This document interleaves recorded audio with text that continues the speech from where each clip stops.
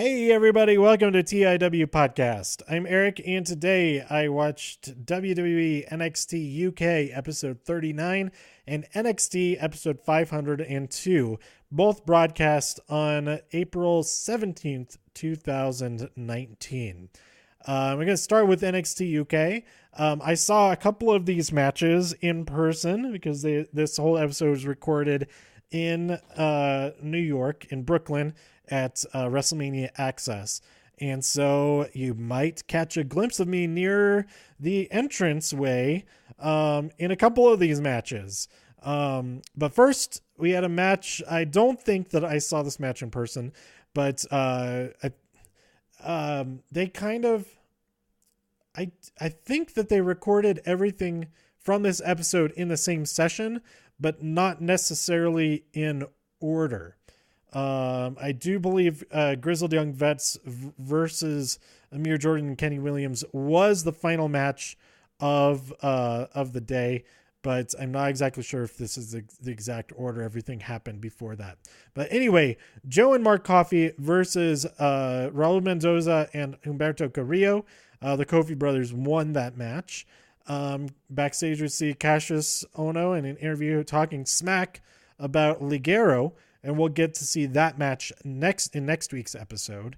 Saying like, Ligero's always talking about how many matches he had last year. Well, I go for quality over quantity and stuff like that. Then we had Conor Reeves versus Bomber Dave Mastiff. I was there, and from here to the end of this episode, I had a pretty sweet spot, a seat right next to the entryway. And I need to remember when I do that not to whistle, because when you're whistling, it looks kind of dumb when you don't hear that you're the one whistling. It looks like you just have your mouth puckered up for no reason. So, yeah, just look for the guy who's whistling, but you can't hear him whistling. So, like, what's the point? Anyway, Conor Reeves versus Bomber Dave Mastiff. Dave Mastiff destroyed Kona, but it was kind of funny, just how wrecked he was afterwards. Like he tried to go the wrong way out of the entrance stuff. You don't see this on TV, but he tried to go off to the right instead of to the left where he came in. And I don't know if he did that on purpose or not, if he was like playing up being so out of it and all of that, or if you honestly didn't know. But I thought it was pretty funny either way. And you know what? I like Conor Reeves. That's it. I said it. I like him. He plays his character very, very well, and it's very easy to hate him. And so I say good job. And then the funny stuff, like those funny detail things, if they're on purpose anyway, I really appreciate those as well. Then we had my favorite match of the entire weekend, possibly Casey Catanzaro, or Catanzaro. How do you pronounce her last name? I thought it was Catanzaro, but Vic Joseph was pronouncing it differently, and it has me questioning. Maybe I'm completely wrong. Maybe I don't know. I haven't done any research since then. I'm only just remembering it as I read the notes here. Anyway, Casey Catanzaro versus Rhea Ripley. I have my Rhea Ripley shirt on during this show and the entire rest of that day. Rhea won via Riptide after Casey almost got a roll-up after a second delayed vertical suplex.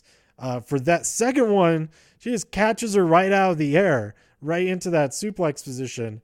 But Casey did get out of it and rolled her up. Rhea kicked out, of course.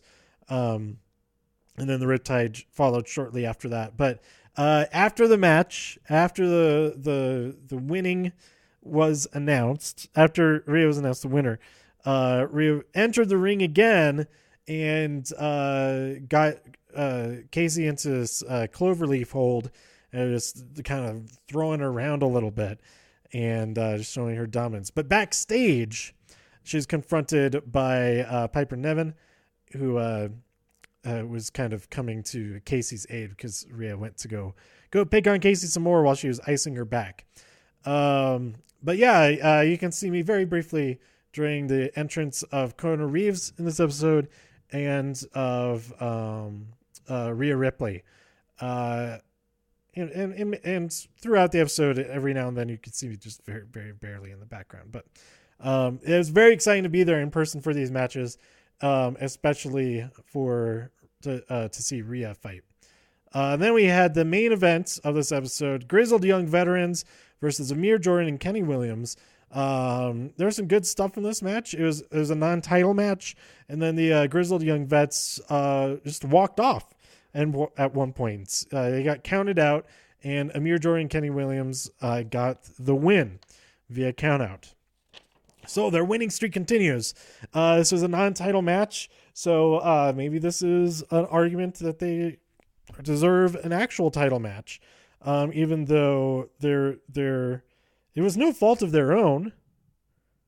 You know, it's not like they cheated or something that makes them unworthy necessarily.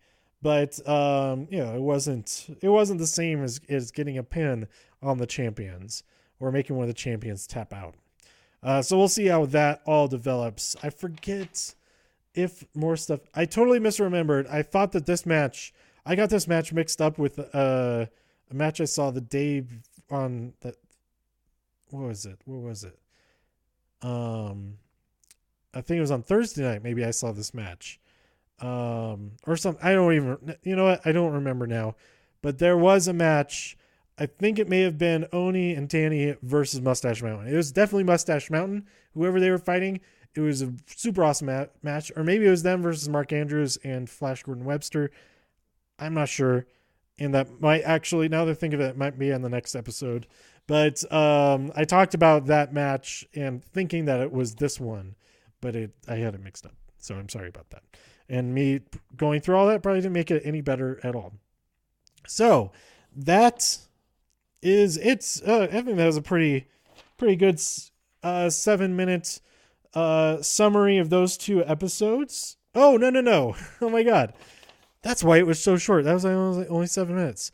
I didn't talk about NXT episode 502. So we had the Velveteen Dream versus Buddy Murphy for the North American Championship.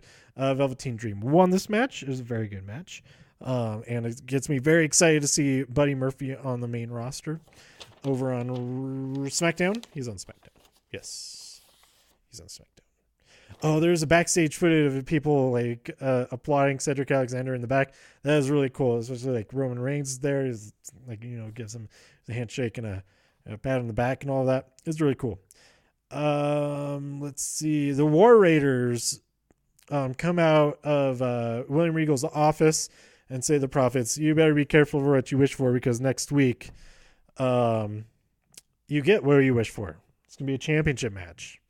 And we'll see what happens, because the War Raiders are different people now. And I guess we'll see. Johnny Gargano comes out, talks to the audience about all the stuff. And then the Undisputed Era comes out. But there's no Roderick Strong. It's just the original three. And Johnny challenges them. Says, come on, come in the ring then. Come in the ring then. Come on, come in the ring then. And then Roderick sneaks attacks, hits him from the side, and they beat him down. Later on, they go up to Regal they're having an interview, and Regal comes over to them and he says, hey, guess what? Johnny wants to face Undisputed Era next week. But and Adam Cole is like, all right, yes, I'm ready for this. He says, oh no, he doesn't want to fight you. He wants to fight Roderick Strong. Roderick Strong is very happy about this. Adam does not look so happy. So trouble in Undisputed Era. Hopefully they stick together, but I don't know. As long as it's interesting, I don't really care what happens. As long as it's interesting, it gets me interested to watch some more. Then we had Dominic. That happened after this match. I jumped out of order a little bit. Dominic Dijakovic versus Aaron Fry. Dominic destroys Fry immediately and issues a challenge to the Velveteen Dream. He wants that North American Championship. Somebody else who also wants that North American Championship is Tyler Breeze, and I am all for that, seeing that match happen on whatever venue it does. Make it happen. Then our main event, Shayna Baszler versus Kairi Sane. This ended up with Shayna just twisting apart Kairi's arm. Io comes out when Kairi's just very, very hurt, and she saves Kairi from her arm getting stomped, which gets Kairi disqualified. The stipulation of this match is that if Kairi lost, then she would never get another chance at the NXT Women's Championship again. So